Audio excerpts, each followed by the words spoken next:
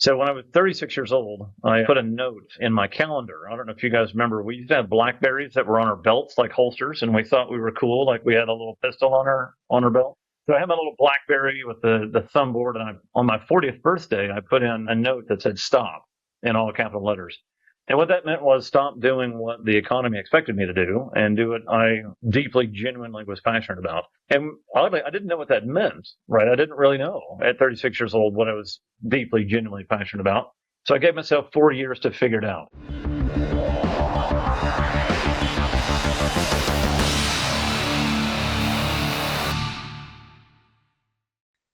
This podcast is brought to you by Fast Slow Motion, a team of expert consultants that have helped thousands of growing businesses build scalable systems on the Salesforce and HubSpot platforms. To learn more, visit fastslowmotion.com. Welcome to the Fast Slow Motion podcast, where we teach you how to build a business you love while enjoying your life. I'm your host, Sam Donaghey, and today I'm joined by George Appling, an entrepreneur, an author, and mentor to other business leaders, as well as Michael Johnson, Director of Growth here at Fast Slow Motion. George, Michael, it's great to see you both today, and thanks for joining us. Glad to be here, Sam. So, George, you've got a super fascinating story. It's about your journey from the corporate world to where you are today as an entrepreneur. But before we get into that, I wanted to talk for a moment about how you and Michael connected. And I'm really glad that Michael could join us for this conversation today, since you guys know each other through an organization called Vistage. Now, Vistage provides a lot of value for business leaders, and it's really something that our listeners should hear about. So, Michael, first of all, can you tell us about what Vistage actually is? Vistage is a fantastic organization that provides something that's really rare for owners and key leaders and founders, and that is the peer group input. Vistage puts you in groups with your peers and with a chair where you meet regularly, you share problems, you work through issues, you learn from each other.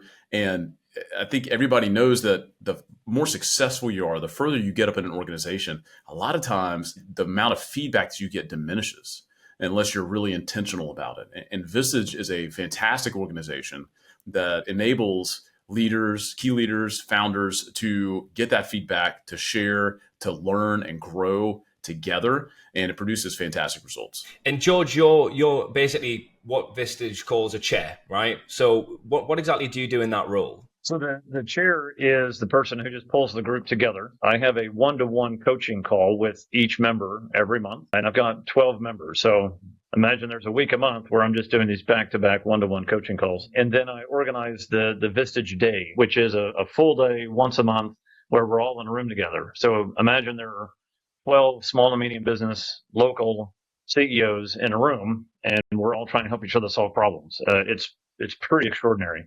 And the organization's big and old. It's more than 65 years old. We have over 40,000 members worldwide. Yeah, it's quite a proven model. Yeah, it's a fantastic organization. George, I've really seen the impact that chairs like you have had in the lives of business owners and leaders. Really appreciate the journey that you've taken a lot of us on. So thank you for what you do. So, George, you left a prestigious CEO role to pursue your passion. So can you tell us more about that? What inspired you to make such a bold move? So when I was 36 years old, I put a note in my calendar. I don't know if you guys remember, we used to have Blackberries that were on our belts like holsters, and we thought we were cool, like we had a little pistol on our belt. A little Blackberry with the thumb board, and on my 40th birthday, I put in a note that said "stop" in all capital letters. And what that meant was stop doing what the economy expected me to do and do what I deeply, genuinely was passionate about. And oddly, I didn't know what that meant, right? I didn't really know at 36 years old what I was deeply, genuinely passionate about.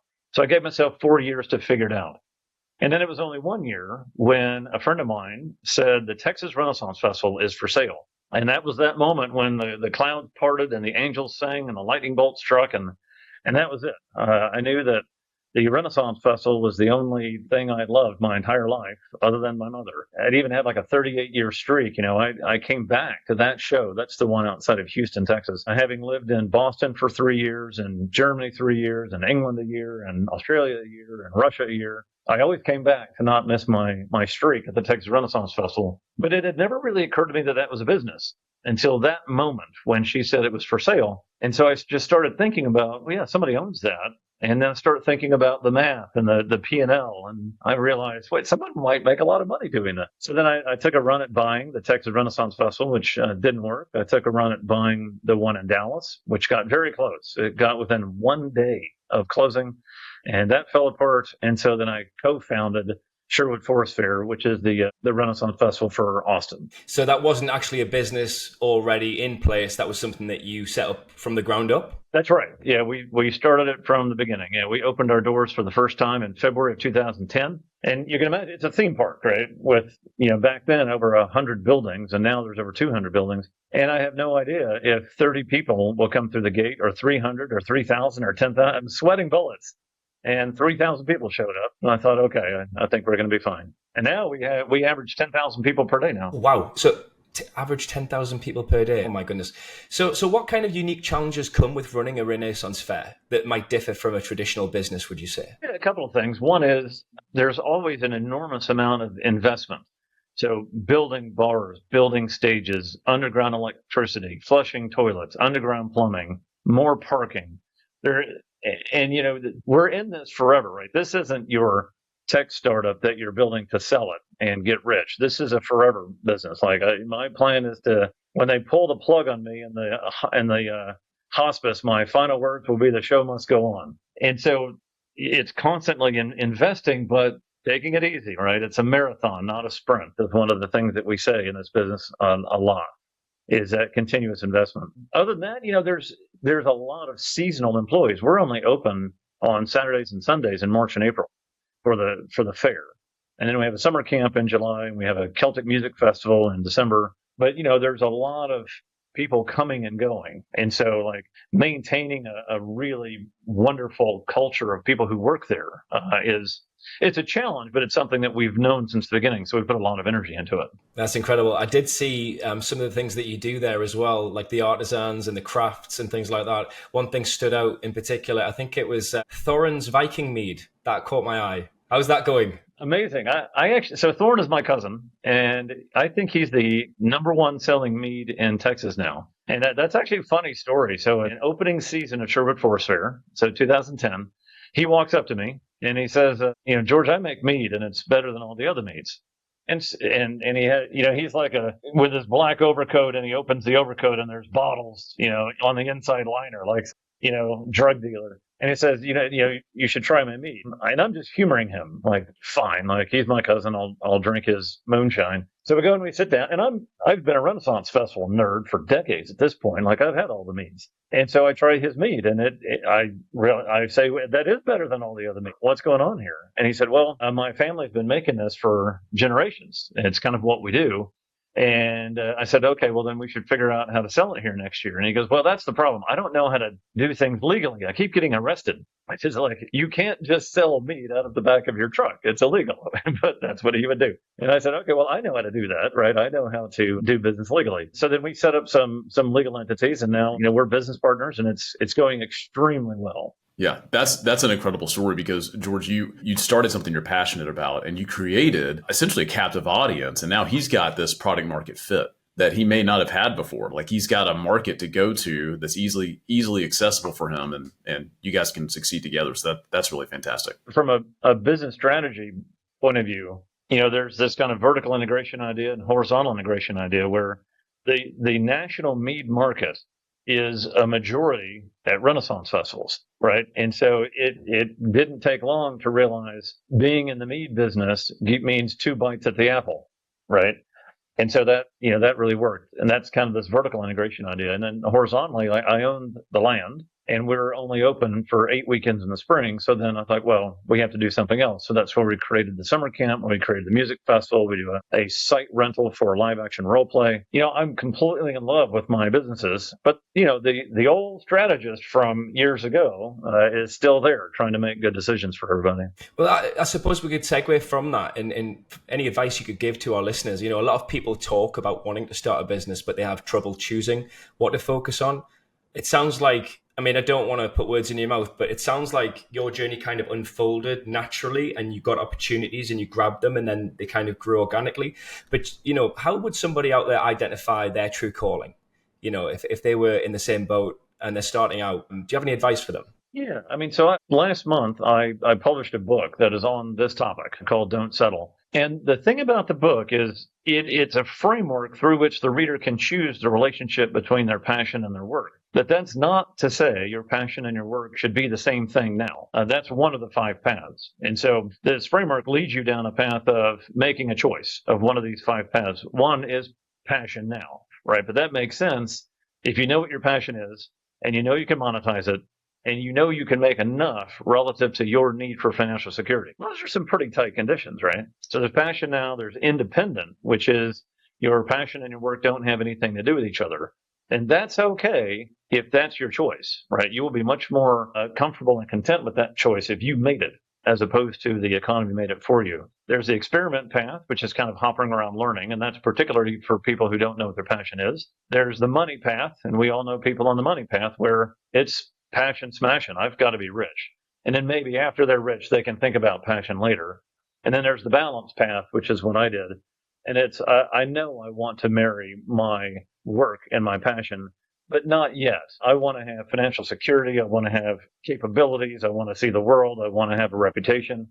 I want to get ready to switch over to the passion path several years down, 10, 15 years later, so that my probability of success is higher.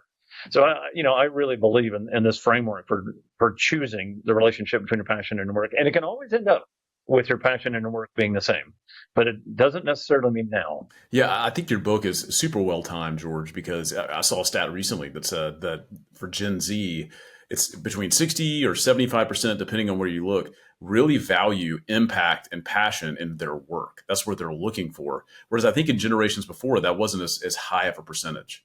And so your book is really well timed. And I'm just wondering, do you have any advice for entrepreneurs or business owners that are maybe looking to start additional businesses or diversify the businesses they own? What advice could you give listeners to really help them along that path? Yeah. I'll give you 2 very specific pieces of advice. One is don't trust your own assessment of your own capabilities. People are pretty darn bad at assessing their own capabilities, right? Something like 80% of all humans think they're smarter than average, right? You need to test your capabilities before starting a business, but don't rely on yourself. So go talk to other people. Go talk to, former professors, trusted mentors, family members, and give them explicit permission to be hard on you and tell you where your gaps are and where your weaknesses are, because people will fool themselves into thinking they're ready before they are. And when you find gaps, kind of be open to that feedback and think through how to close those gaps. Guidance number 2 is I'm a big believer in writing down the formal business plan. And I mean, really, like your 20-page presentation on your business plan. And the reason is because it forces you to think holistically. It forces you to think about what problem you're solving, who are you solving it for, how are you going to tell them that you've got their problem solved, what's the 5-year financial outlook, the total addressable market, how much can you get, what does the P&L look like? And really writing all of that down just forces you to think holistically. And I'll add a couple of things in there that business plan templates don't have. One is timing. So it turns out timing is the most important correlated variable to startup success. And there's not a page in the business plan template that says the time is right. So you got to create that yourself. The time is right. The second is there's not a template in the business plan on failed analogs. So companies that try to do something similar to what you're trying to do and it didn't work. So study failure and create that page in your business plan. I'll give you a quick thing on each one of those. On the study failure, when I decided to get into the Renaissance Festival business, I went and found 75 Renaissance festivals that had failed. And I scored them as to the reason that they failed. And the large majority, the landowner and the business owner were different people. And so you can imagine as the business starts to grow, the landowner just raises the rent. Or, as it seems to happen in this world, the landowner wants to have his own bar because everybody wants to own a bar. And so then they end up having this fundamental disconnect and it falls apart. So then when it came to getting into Sherwood, I insisted on owning half the land. I had a business partner. We were 50-50. And that was a big drama because he had bought the land with a silent partner. And I insisted on buying them out. To be his business partner, I had to buy them out. And he ended up sacrificing a 15-year friendship to force them to sell to me. But I wasn't going to give up on the number one reason that these businesses fail. I'm convinced that was the right thing to do. And I think my co-founder would say the same thing, that it was the right thing to do. And then on the timing thing, there's this great TED talk. I forget the guy's name, but he's a Silicon Valley venture capitalist. And he took, 100 companies that he had funded and 100 companies that other people had funded, and he scored them on success, say equity value at exit. And he scored all the variables he could think of to find correlations to startup success. And he found the high correlations were quality of the business plan, the technology, the team, the funding, and the timing. And it turned out the timing had the highest correlation. But you've never seen a business plan template where there's a slide that says, why is the timing right? Right. So you got to do that yourself. I just went off on a tirade there. I need to calm down. Just a follow up there. Do you think it's more important to do some of this work? You talked about a combination of self-reflection and almost like essentially market analysis, writing a business plan, looking at what's out there. Is it important to do that before and wait for the right time? Or do you recognize the time first and then do some of that hard work? You come up with a business that you want to build because you love it. Hopefully that you're also good at it. Hopefully you're solving a problem that needs to be solved, or you're solving a problem better than it's currently being solved. That's kind of the beginning. And then when you're writing the business plan, you have to ask yourself in a very tough-minded way, is the market ready for this solution that I think I have? So timing is not the first thought. It's the business idea is the first thought. And then you got to answer the timing question. Love that. It seems, I think I know the answer to this, but it seems like self-awareness is really, really critical to starting a successful business or building a business that you love. Could you talk a little bit more about self-awareness and maybe if someone doesn't have a high sense of self-awareness, how they could get it? Yeah. So when I think about self-awareness, I'm a huge believer in the power of intentionality. And I hinted at this earlier, saying, even if your passion and your work don't have anything to do with each other, if you've gone through a structured thinking process and made that decision, you're going to be happier with it. You're going to be more productive. You're going to be more content. I'm a big believer in intentionality. I'm a big believer in agency. So I think when you talk to mental health practitioners, they'll often say the first hurdle with a patient is agency. It's convincing them that they can take steps and make their lives better. And so when I give my book talk at universities, I end with this page that says 1.0 raised to the 365, the metaphor being one step a day, every day. 1.0 raised to the 365 is 1.0. 1.01 raised to the 365 is 37, right? So if you can take one more step each day, you will make your life better every day. So I'm just a huge believer in agency and intentionality. And you got to be self-aware to do that. You asked about self-awareness, but you have to be self-aware to do that. And that's the way to get there, right? The way to get to self-aware is to be intentional and to accept your own agency. You own several businesses. You've got a lot of entrepreneurship experience. What do you enjoy most about your businesses today? I think I enjoy not having a boss. That's pretty good. I'll tell you what I'm really happy about now. I was doing an interview last year, and the interviewer said, George, you've got 8 companies. If you got hit by a bus and died on the way home, how many of them would survive? And I said, all 8. And he said, there's no way that's true. I'm like, I promise you, none of them would miss a single beat. None of them would have a revenue decrease. They would all keep doing exactly what they're doing because they don't actually need me. And so I spent a lot of time getting the right butts and seats and getting the right values in place and the right decision structures in place so that my companies don't actually need me, which segues into this. What do I enjoy? I enjoy being able to engage on what I want to engage on. And so now, like, I'm engaging on kind of these big opportunities. Like today, I'll be signing a deal to spend $60,000 buying 10 golf carts. Well, it turns out we pay $50,000 a year to rent golf carts. Okay, so that's an easy one, right? And I've pulled the trigger on a $1 million solar farm that the government's paying for most of it, and it's going to take away my $70,000 a year power bill. All right. I'm excited to work on the big things like that. I love that though. And just while we're on the topic as well, because you mentioned something about getting the right people on the bus. And this is it's a topic that I'm fond of. I'm the recruitment director at Fast Slow Motion.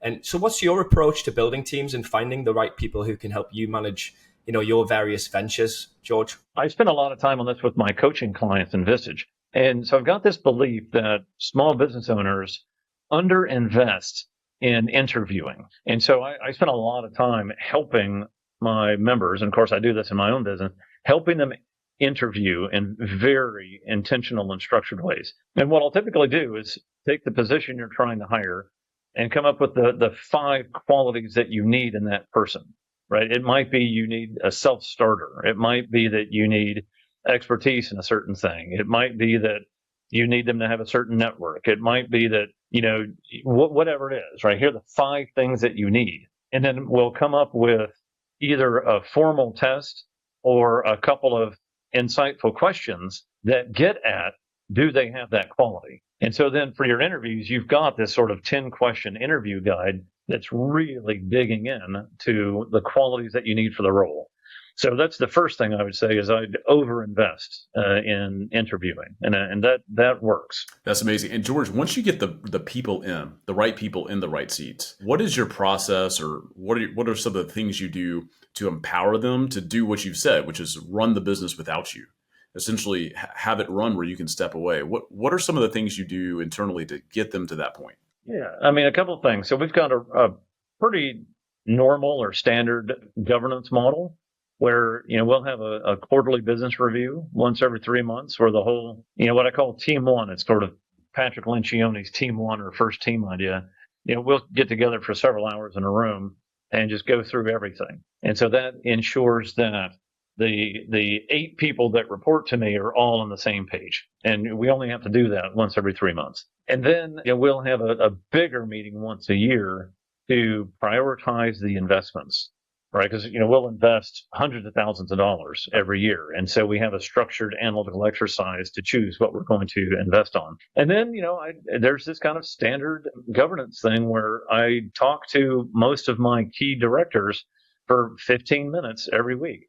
So in 23 minutes, I'm supposed to talk to my site director for 15 minutes, and then my entertainment director for 15 minutes, and then my camp director for 15 minutes. And it's always the same 3 questions. Did you get done what you wanted to get done last week? What are you going to get done this week? And how can I help you? And it just works. Yeah, that's amazing. So you're able to coach them and focus your time on exactly what they need to make good decisions and empower them to do what they do really well. I love that model. We talked a lot about business strategy and how to build business and how to let it run.